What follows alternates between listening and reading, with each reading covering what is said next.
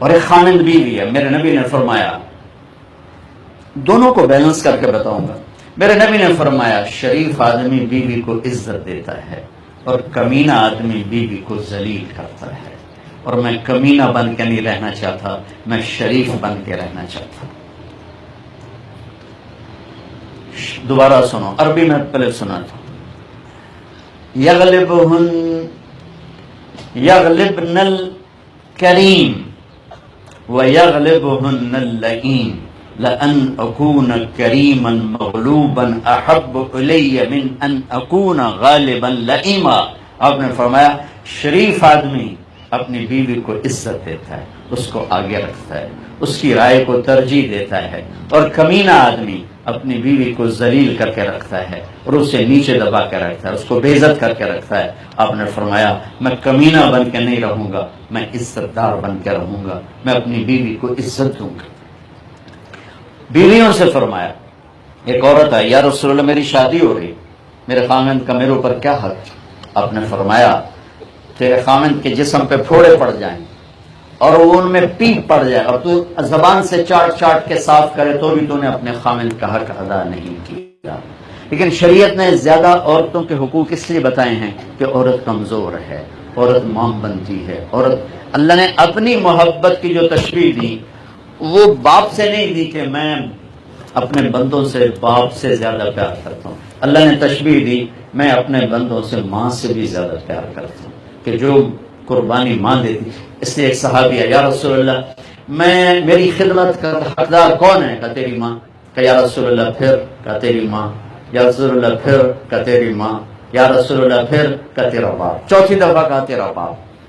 تو اب آخر اب کی شادیاں ہونی ہیں، شادی شدہ بیٹھے ہیں.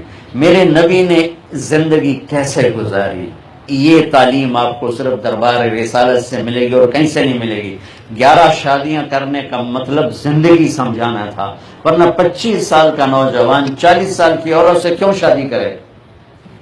ایک منگنی ٹوٹی ورقہ بن نوفل سے، ایک نکاح سے بیوہ ہوئی ابو حالہ سے، دوسرے نکاح سے بیوہ ہوئی ابن عابد سے. پہلے نکاح سے ایک بیٹا ایک بیٹی ہند اور حالہ، دوسرے نکاح سے ایک بیٹا اس کا نام معلوم نہیں ہو سکا.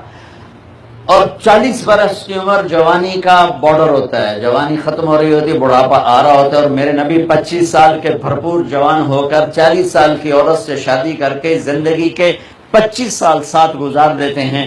اور اس کے بعد 50 سال کی عمر میں 63 سال تک 13 سال میں 10 شادیاں کرتے ہیں. یہ شوق کی نہیں، حدیث سناتا ہوں. ما تزوجت وما زوجت الا بوحی من السماء نزل به جبریل. میں نے جہاں شادی کی، میں نے جہاں بیٹی دی، پہلے آسمان سے جبریل آیا اللہ کا امر لے کر، پھر میں نے قدم اٹھایا.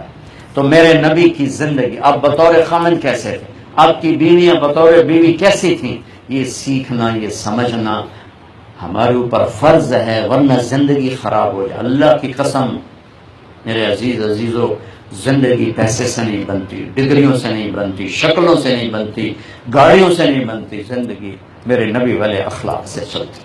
حضرت میمونہ رضی اللہ تعالیٰ عنہ کے گھر میں آپ تھے، آپ کو پیشاب آیا، آپ اٹھ کے باہر نکل گئے. پیچھے حضرت میمونہ کی آنکھ کھل گئی. حضرت میمونہ آپ کی آخری بیوی ہیں جن سے آپ نے 7 ہجری میں نکاح کیا.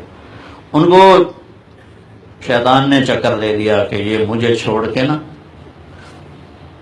میری باری میں دوسری بیوی کے پاس، حضرت عائشہ کی بدگمانی تھی، تو انہیں غصے میں کنڈی لگا دی. جب ہمارے نبی واپس آئے کہنے لگے دروازہ بند، تو آپ نے دستک دی، میمونہ دروازہ کھول. کہ میں تو نہیں کھولتی. آپ نے کہا خیر تو ہے، کیا ہوا؟ کہا مجھے چھوڑ کے میری باری میں دوسری بیگم کے پاس جاتے. وہ میں نے کہا دل میں خیال حضرت عائشہ کا، کہ میمونہ انی حاقن، مجھے تو پیشاب آیا ہوا تھا. کہا نہیں مجھے پتہ ہے یہ پیشاب کا بہانہ ہے، آپ جہاں گئے مجھے خبر ہے.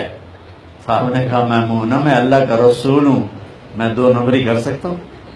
تو پھر ان کو کرنٹ لگا. پہلے تو سوکن پنے کا وہ تھا نا غالب، تو یہ بھول ہی گئی کہ میرے نبی تو 2 جہان کے رسول ہیں.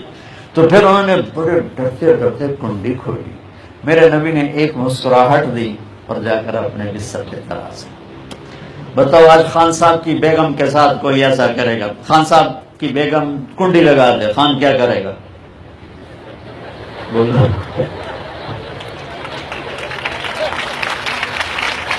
تو خان کو چھوڑو تو پنجابی کو آزما لو، سندھی کو آزما لو، بلوچ کو آزما لو، کسی کو آزما لو، کنڈی لگا دے اور پھر کہ نہیں کھولتی۔ میں قربان جاؤں، یہ میرے نبی نے زندگی سکھائی۔